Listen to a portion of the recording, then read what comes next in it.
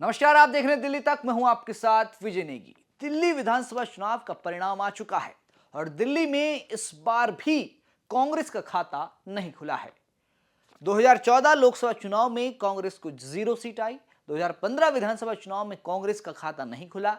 2019 लोकसभा चुनाव में कांग्रेस का खाता वहां भी नहीं खुला। 2020 में हुए विधानसभा चुनाव में भी कांग्रेस का हाथ खाली रहा। 2024 में जो लोकसभा चुनाव हुआ वहां भी कांग्रेस जीत नहीं पाई और अब 2025 चुनाव में भी कांग्रेस का हाथ खाली है। लेकिन ऐसा नहीं है कि कांग्रेस ने जोर नहीं लगाया। कांग्रेस के कई बड़े लीडर, कई शीर्ष नेता चुनाव प्रचार में उतरे। उनमें से एक प्रियंका गांधी भी थी। उन्होंने भी 5 सीटों पर खूब प्रचार किया। ऐसा लगा कि जिन सीटों पर वो प्रचार कर रही है उन सीटों पर कांग्रेस अच्छी फाइट देगी, बहुत जबरदस्त मुकाबला होगा। लेकिन उन सीटों पर कांग्रेस प्रत्याशियों का क्या हाल हुआ, इस रिपोर्ट में मैं आपको बताने जा रहा हूं। सबसे पहले चांदनी चौक सीट पर प्रियंका गांधी ने रैली की और इस रैली में खूब भीड़ आई। एक वक्त को लगा कि सीट का जो परिणाम है वो बदल सकता है, क्योंकि उस सीट पर पुनर्दीप साहनी को आम आदमी पार्टी ने टिकट दिया था। पूर्व विधायक के बेटे हैं और भारतीय जनता पार्टी ने वहां सतीश जैन को टिकट दिया था। वहीं कांग्रेस ने पूर्व सांसद जेपी अग्रवाल के बेटे मुदित अग्रवाल को चुनावी मैदान में उतारा था। प्रचार खूब हुआ उनके लिए, लेकिन उन्हें महज 9,065 वोट मिल पाए। यानी कि जो रैली, जो जनसभा में भीड़ उमड़ी थी, वो भीड़ वोटों में तब्दील बिल्कुल भी नहीं हुई और आम आदमी पार्टी ने इस सीट को एक बार फिर जीत लिया। चांदनी चौक बड़ी छोटी सीट है, हार जीत का मार्जिन ज़्यादा नज़र ना आ रहा हो, लेकिन जब जनसंख्या बहुत कम होती है तो वहाँ हार जीत का मार्जिन ऐसे ही होता है। और देखिए आपकी बीजेपी और आम आदमी पार्टी से नीचे यानी तीसरे पायदान पर मुदित अग्रवाल रहे। अगली सीट की ओर बढ़ते हैं। अगली सीट नांगलोई जाट में प्रियंका गांधी ने रैली की। महिलाओं को बहुत अच्छा खासा इन्फ्लुएंस किया। रोहित चौधरी उनके कैंडिडेट थे। ये देखिए 32,000 वोट, यानी कि बहुत अच्छा खासा वोट उन्हें मिला।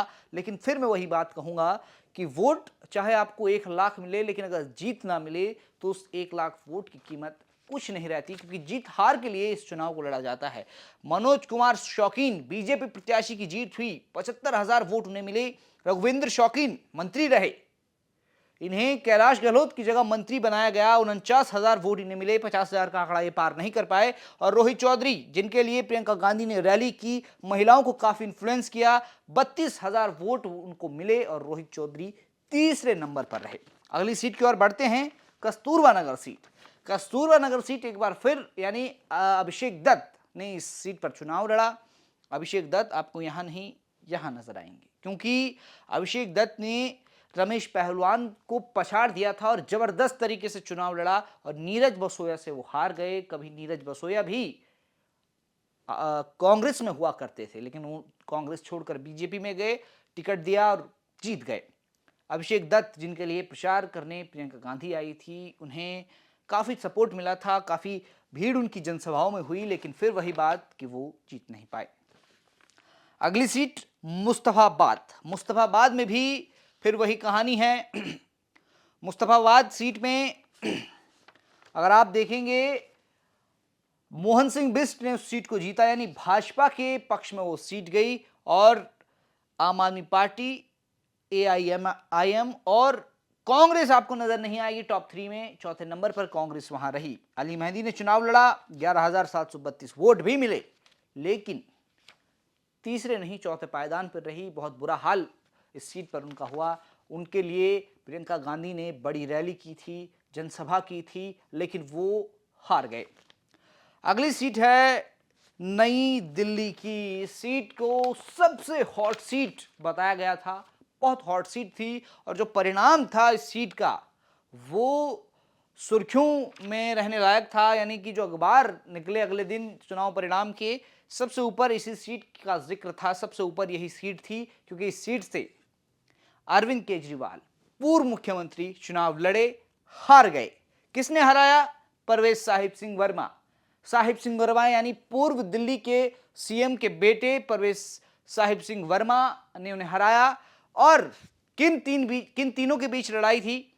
पूर्व सीएम के बेटे परवेज साहिब सिंह वर्मा के बेटे माफ कीजिएगा, पूर्व सीएम साहिब सिंह वर्मा के बेटे परवेज साहिब सिंह, पूर्व सीएम अरविंद केजरीवाल और पूर्व सीएम शीला दीक्षित के बेटे संदीप दीक्षित के बीच फाइट थी और संदीप दीक्षित के लिए प्रियंका गांधी ने प्रचार किया लेकिन कुछ खास कमाल कर नहीं पाए। महज 4,568 वोटों पर सिमट कर रह गए।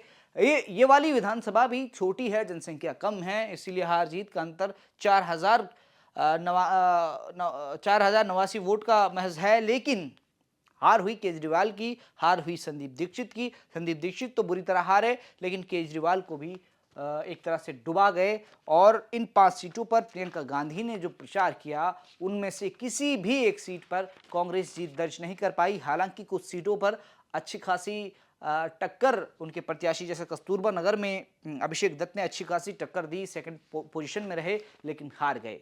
कांग्रेस का एक बार खाता नहीं खुला। हालांकि कांग्रेस के लिए बड़े बड़े नेताओं ने प्रचार किया, बहुत कैंपेनिंग हुई। दिल्ली में चुनाव से कुछ महीने पहले दिल्ली न्याय यात्रा निकाली गई, लेकिन उसका कुछ हस्त साबित उनके हाथ कुछ नहीं लगा, कांग्रेस के हाथ। हालांकि उन्होंने आम आदमी पार्टी का वोट खराब किया, वोट शेयर अपना बढ़ाया और एक तरह से कह सकते हैं कि इस चुनाव में कांग्रेस का खाली वोट शेयर बढ़ा है, सीटें नहीं बढ़ी और बहुत करारी हार एक बार फिर उनको दिल्ली में मुंह की खानी पड़ी।